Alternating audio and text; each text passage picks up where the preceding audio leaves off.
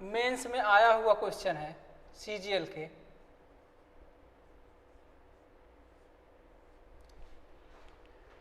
देखिए, पेट्रोल की कीमत 60 रुपये प्रति लीटर से 75 रुपये प्रति लीटर हो जाती है। तो जो कीमत है वो 60 से 75 हुई। पेट्रोल की खपत कंजप्शन जो है कितना कम करना होगा ताकि कोई भी व्यक्ति सोच रहा है कि हम अपना जो एक्सपेंडिचर है केवल 10% बढ़े। ठीक है, तो हमको क्या करना है, जो दिया है पहले उसको सॉल्व करते हैं।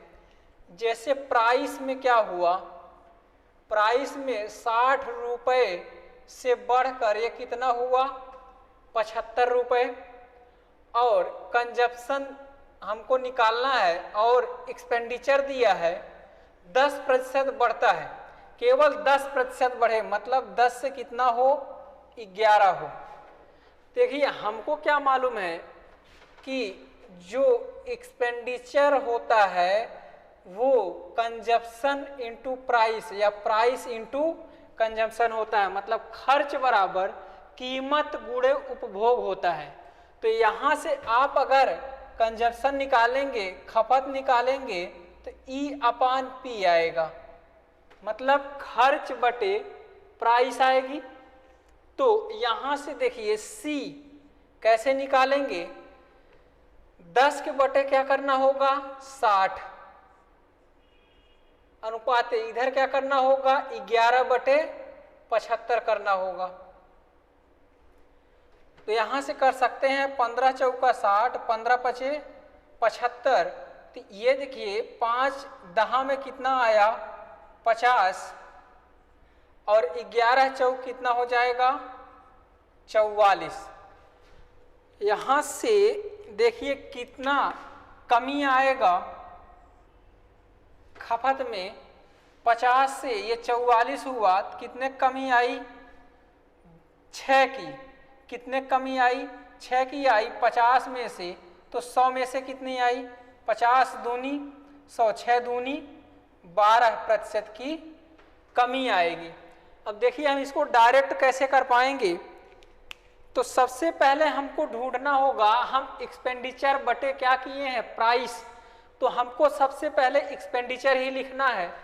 तो कीमत जो है खर्च में 10% वृद्धि रहे। दूसरा मेथड है, देखिए आसानी से कैसे कर सकते हैं, ये तो हमारा फार्मूले था, बेसिक मेथड यही है, इसी से हम अब ट्रिक बनाएंगे अपना जो भी है। देखिए एक्सपेंडिचर में हमको प्राइस से डिवाइड करना है। सबसे पहले एक्सपेंडिचर लिख लेते हैं, कितना बढ़ा है, हमको खर्च केवल 10% बढ़ाना है, तो 10 से कितना हुआ 11 हुआ। और कीमत जो है मतलब प्राइस, पेट्रोल की जो कीमत है वो 60 से 75 हुआ। तो ये रेशियो आराम से बना सकते हैं, 15 चौका 60, 15 पचे 75, मतलब 4 से कितना हो गया है 5। ये डायरेक्ट कैसे करना है, कंजप्शन जो है निकालना है हमें, तो यहाँ से इसका मल्टीप्लाई करना है डायरेक्ट। 5 10 में कितना हो जाएगा 50, और फिर इसके बाद इसका मल्टीप्लाई यहाँ करना है 4 11 चौक कितना हो जाएगा 44, और डायरेक्ट आप निकाल लेंगे कितने की कमी हो रही है 6 की, 50 में से तो 100 में से कितनी होगी, तो 6 दूनी कितना आ जाएगा 12%। ठीक है दोस्तों, अब देखिए एक तीसरा मेथड है जो डायरेक्ट हम question with in 10 second solve कर सकते हैं। वो क्या है देखते हैं। तीसरा मेथड, सबसे पहले हमको पता होना चाहिए कि जो कीमत है 60 से 75 हुआ, तो वो हम यहीं से ट्रिक निकालेंगे। मान लीजिए एक्सपेंडिचर है 10 से 11, मतलब 10% बढ़ रहा था, तो 100 रहता तो कितना हो जाता, वो 110 हो जाता। ठीक है एक्सपेंडिचर। और इसके बाद जो हमारा कीमत है प्राइस है वो 4 से 5 हुआ, तो कितना प्रतिशत बढ़ा है 1/4 कहें इंटू 100, तो मतलब कितना हो जाएगा 25% तो हुआ। तो डायरेक्ट अगर इससे हम निकालना चाहें तो ये 100 से कितना हो जाएगा 125 हो जाएगा। कितना हो जाएगा 100 से 125 प्राइस बढ़ जाएगी। अगर हम देखें यहाँ से C निकालना चाहें तो 100/100 कितना हो जाएगा 1, यहाँ से कितना आएगा 110 के बटा 125। इसको सॉल्व करेंगे, 125 से मल्टीप्लाई करेंगे तो कितना आएगा 125 110। फोकस करिए, ये हमको डायरेक्ट अगर कंजप्शन निकालना है, ये क्या था हमारा प्राइस में बढ़ी कीमत में कितनी वृद्धि हुई ये बता रहा है, और ये हमारा खर्च मतलब एक्सपेंडिचर कितना बड़ा है ये बता रहा है। तो डायरेक्ट ये वैल्यू हम ला सकते थे। कैसे? यहाँ से देखिए कीमत क्या हुआ 4 से 5 हुआ 25%, डायरेक्ट लिख दीजिए 125, अनुपात बना लीजिए। आगे कितना एक्सपेंडिचर बढ़ रहा है, खर्च 10% बढ़ रहा है, 110 कर दीजिए। बस हमको इतने की सिर्फ जरूरत है। अब आपसे पूछा गया है कितने प्रतिशत की कमी होगी, आराम से इसको काट सकते हैं। 5 25 आ जाएगा और 5 दूना 10, 5 दूना 10, कितना कमी हो रही है 3 की कमी हो रही है 25 से, तो 100 से कितनी कमी होगी, तो 25 चौका कितना आया 100, 4 तिहाई कितना हुआ 12%। ठीक है, ये हमारा बहुत आराम से इसको हम सॉल्व कर सकते हैं। हमको यही मेथड अपनाना है, ये हमारा बेसिक था, इससे हमने ये प्राप्त किया, फिर यहाँ से हम जो है ये डायरेक्ट कंसेप्ट निकाल पाए हैं। ठीक, मंजू है वो सोच रही हैं कि हम सिर्फ अपना खर्च जो है कीमत कुछ भी बढ़ जाए, हमको अपना खर्च केवल 12% ही बढ़ाना है। ठीक है, तो इसमें डायरेक्ट हम कर सकते हैं। जो सी देखिए एक्सपेंडिचर हमको दिया है यहाँ पे और प्राइस दिया है यहाँ पे, तो 19% बढ़ जाती है। सबसे पहले हमको क्या करना पड़ेगा, कीमत को रखना पड़ेगा। तो कंजप्शन हमको चाहिए, ये हो जाएगा 119।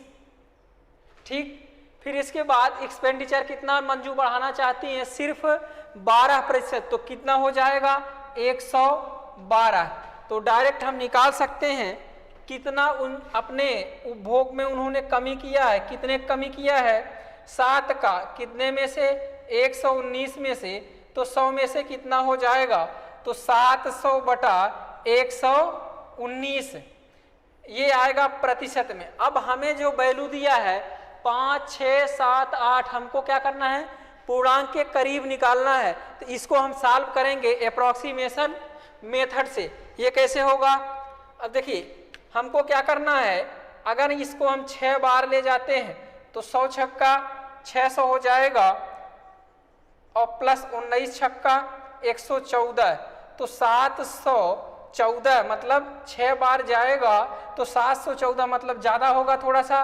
अगर हम 5 बार ले जाते हैं तो कितना रह जाएगा, 5 का नम 500 प्लस 19 बचे 95, तो कितना हो जाएगा 595। 595 नज़दीक है या फिर 714 नज़दीक है 700 के, तो कौन सा नज़दीक है 714 ज़्यादा नज़दीक पड़ेगा, इसलिए कितना बार गया था इसमें 6, तो हमको पूर्णांक चाहिए, इसलिए कौन सा हो जाएगा 6 हो जाएगा। नेक्स्ट क्वेश्चन देखते हैं। पेट्रोल की कीमत में 28% की वृद्धि हुई। एक व्यक्ति अपने व्यय को केवल 22% बढ़ाना चाहता है, तो लगभग कितने प्रतिशत तक उसे अपने उपभोग में कमी करनी चाहिए।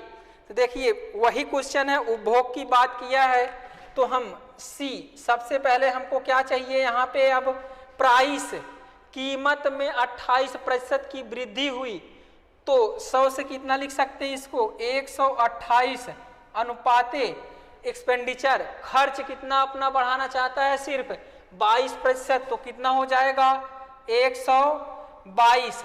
यहाँ से देख लीजिए कितना हो रहा है, तो यहाँ से कितना हो रहा है 6, 22 6 28, 6 के बटे 128 गुणे कितना हो जाएगा 100।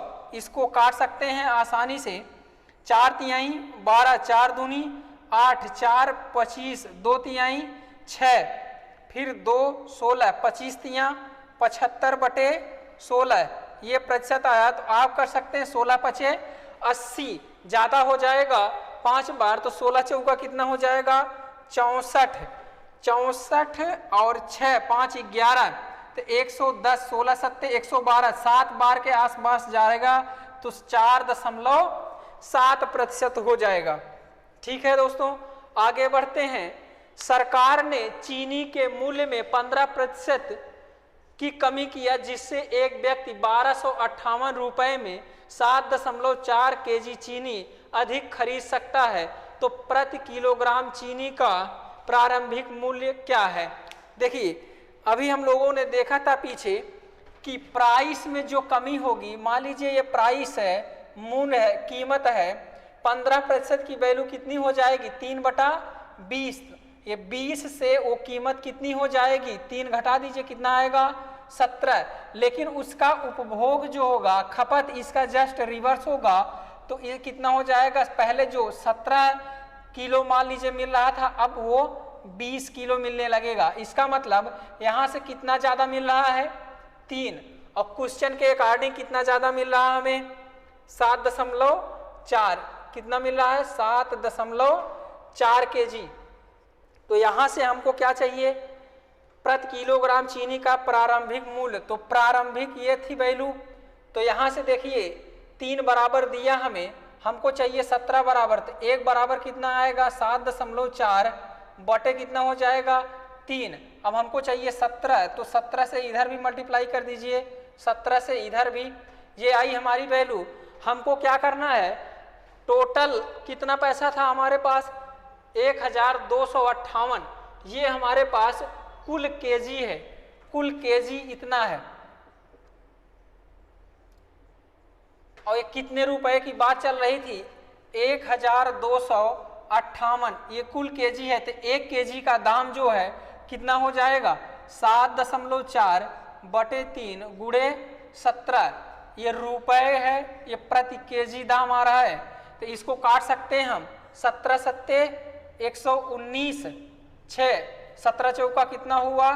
68। तो यहाँ से देखिए ये 10 बार जाएगा और 10 तिहाई कितना हो जाएगा? 30। इसका मतलब 30 रुपए प्रति केजी है, 30 रुपए प्रति केजी। नेक्स्ट क्या है? अंडों की दर में 25% की गिरावट के कारण कोई व्यक्ति 162 रुपए में निवेश करके 2 दर्जन अंडे अधिक खरीद सकता है। तो प्रति दर्जन मूल कीमत क्या होगी? 25% की गिरावट है, तो यहाँ 25% की जो वैल्यू होगी वो कितनी हो जाएगी? 1/4। 4 से वो वैल्यू कितनी हो जाएगी? गिरावट है तो प्राइस में कमी आई है, तो क्या हो जाएगी? घट जाएगी, 4 से 3 हो जाएगी। और कंजप्शन जो होगा 3 से 4, इसका उल्टा हो जाएगा। अभी हमको एक दर्जन मान लीजिए यहाँ ज़्यादा मिल रहा है, और यहाँ पे कितना मिल रहा है? 2 दर्जन। तो 1 बराबर कितना हो जाएगा? 2 दर्जन। तो यहाँ से हमको चाहिए मूल कीमत, तो 3 बराबर कितना हो जाएगा? 3 दूनी 6 दर्जन। हमको कितने रुपए था हमारे पास? 162।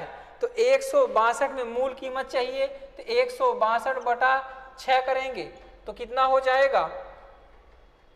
6 दूनी 12 और 4 बचा, 6 सते 42, 27 रुपए प्रति दर्जन हो जाएगा। ये 27 रुपए प्रति दर्जन।